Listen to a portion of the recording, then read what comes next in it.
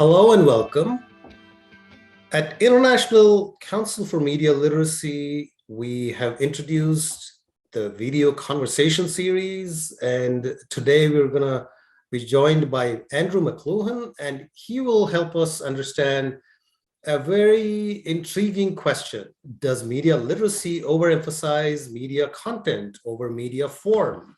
And Andrew is the director of the McLuhan Institute, which he founded in 2017 in Canada. So he's the right person to do this for us. The Institute continues the work of his grandfather, Marshall, and father, Eric McLuhan. As a part of this institute, Andrew teaches an intensive course based on Marshall McLuhan's major 1964 work, Understanding Media, the Extensions of Man. Andrew is responsible for the inventory and evaluation of the Marshall McLuhan Library, or working library, now located at the University of Toronto. And it's now part of the UNESCO Memory of the World Registry. He's also associated with the Winnipeg School of Communication. And I would therefore like to welcome you to this conversation, Andrew. Thank you. It's a pleasure to speak with you today. Thank you. So it is hardly surprising, I think, to a lot of us that you should believe that the form of a medium is crucial in understanding media. But I also know that you believe that this particular aspect is missing from media literacy practice, and I'm really keen to understand how. So if you would take away the question, does media literacy overemphasize media content over form? Sure, I'd be happy to. I think it's a critical question, a crucial question. I did an article, just over a year ago now, called Macro Media Literacy. I've been struggling to find a term in order to enlargen the notion of media literacy. And as part of my research for that article, I did a survey of media literacy organizations and discovered, that there isn't one media literacy, but there are many ideas of media literacies. There's media and information literacy, digital media literacy, critical media literacy. And many of them amount to the same sort of thing, which is very much the concern with the uses to which media technologies, especially modern digital technologies, are put, and particularly to their effects on children, and the need to educate children in order to make them more aware of the environment that we live in. And this I see as critical work. It is important to know that there are people behind the various channels who have agendas, politically or commercially, and they're trying to persuade us to think or to buy or to do certain things. So naturally, we should equip our children with tools to be able to look a little deeper beyond the surface and rightfully question people's motives and agendas. This, however, is only part of the picture. And while it is a vital part of the picture, it's not the whole thing. As you mentioned, Marshall McLuhan was my grandfather, and he was one of the pioneers of media studies. And in McLuhan media studies, Marshall has this term, the medium is the message. And one of the ways he describes what that means is that the message of any medium is the change of scale or pace or pattern that it introduces into human affairs. And that's from his 1964 work, Understanding Media. The point there being that if we wanted to understand the whole picture of how technology, media innovation change us, we need to look beyond simply the content. The content is what's in our face, but technologies affect us on a deeper level as well, because they reshape who we are fundamentally as humans, sensorily, our perceptions, and they reshape us individually and collectively. And this happens not on the level of opinions or concepts or even content, but on the meta or macro level from that.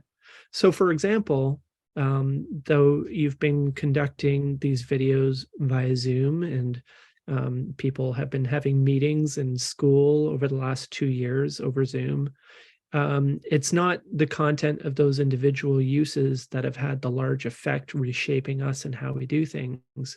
It's been the overall aggregate effect that we now have hybrid work conditions and school conditions, and what it means to get together for a meeting or to have drinks or a virtual coffee has very much changed. And that's on a structural level rather than just a content or message level. As Marshall continued in a letter, the medium is the message because the environment transforms our perceptions governing the areas of attention and neglect alike. And that's the key thing to notice, is that while we're busy consuming or producing content, even being critical of it, media are consuming us and changing who we are.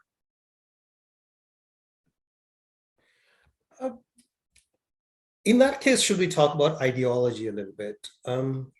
Therefore, does this concept lead us to the notion that the ideology of technology or ideology of form is critical for educators to be aware of, and then to be able to transform that, like you use the word structural, because it's so structural, the decoding of that has been somehow limited to intellectual pursuit. Do you think, therefore, that when we talk about the ideology of form, it is possible to decode that or deconstruct that at a more mass level, and certainly at the level of younger folks?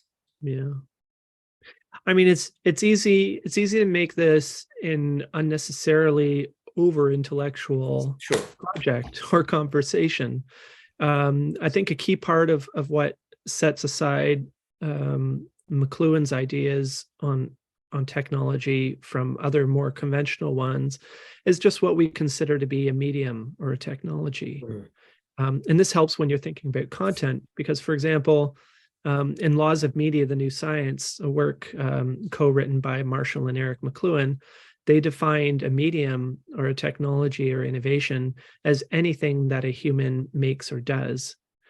So it's not simply communications media. And in fact, it helps to look at other things to understand how media affect us and societies existentially, regardless of content. Because take something like an air conditioner, right?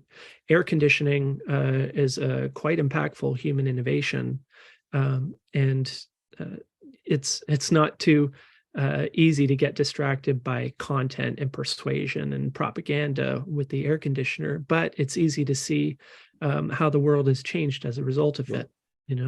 Air conditioning, without air conditioning, you can't have a building above, say, 10 stories, because you have to be able to open windows for air circulation.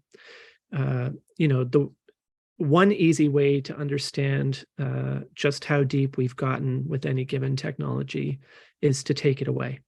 And this was a key tool Marshall McLuhan used. So, for example, take away air conditioners, and how does that change society? Or take away Zoom, or take away anything, right? And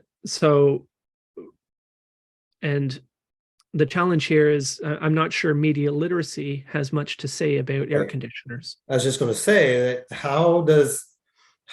just to unpack media literacy in this, so how is media literacy failing us as far as looking beyond content and looking at the technology of it? So I think it's failing. And I don't like to use those terms because I'm not trying to say anything negative or pejorative about media literacy.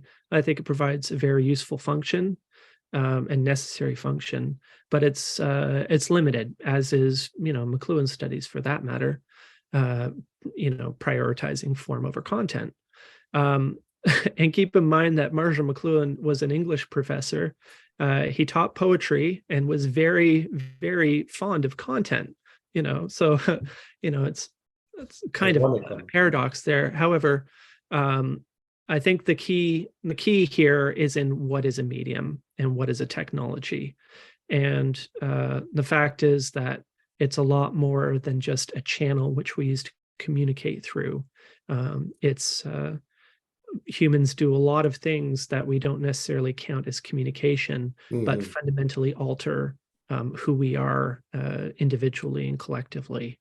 And that's why I suggest that media literacy could use a little broadening in what it takes on. Right. How so? So in the sense that, are you therefore saying that first do we need to layer them in a certain way where learners first understand what's going on in the content, and then they understand what the technology is doing to us or not? As you said, these are extreme terms, but I deliberately use them. Yep. The technology is not necessarily doing stuff to us. We also use technology. We are all, after all, the prosumers now of the media. But in broader terms, how would you layer them in a media literacy, I would say, classroom? Since you don't want to go to, although this is a theoretical discussion, you did mention that let's not over-intellectualize it. So how would it work in practice, do you think?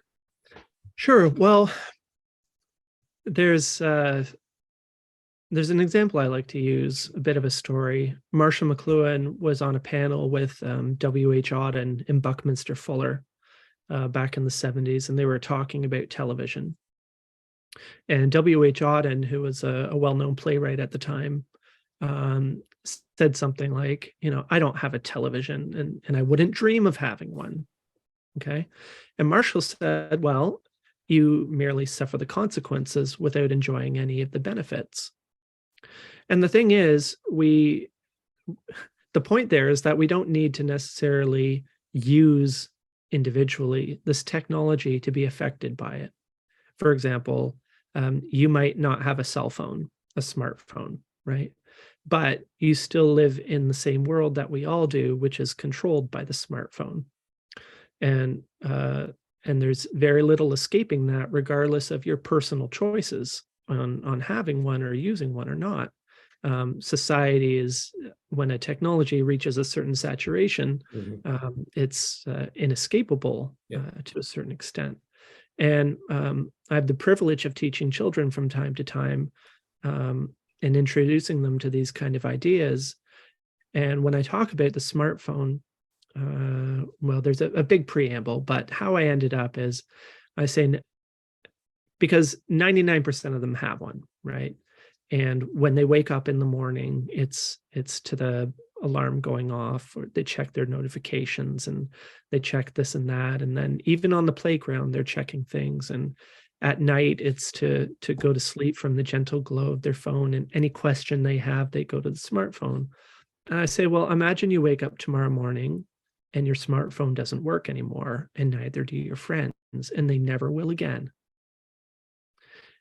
And there's a moment of silence and an audible gasp, because they can't imagine a world in which they don't have this device to rely on, And as I suggested before, it's when you remove something from the equation that you find out just how entrenched it's become and how dependent we've become upon it. And that is the message of the media. Right. That's a great point on which to conclude, although regrettably, because that's all the time we have. But I really look forward to hearing more from you on various platforms that I'm sure you talk on. And probably, I know that you conduct a very important course in understanding media itself, which is a very intensive course. And I really encourage folks to to find out more about it. And all you have to do is to go to your smartphone and use the Google to understand where it's at, right? So Andrew, thank you very much for the time and the lovely and somewhat different insights on media literacy. Thank you, Shashi. Appreciate it.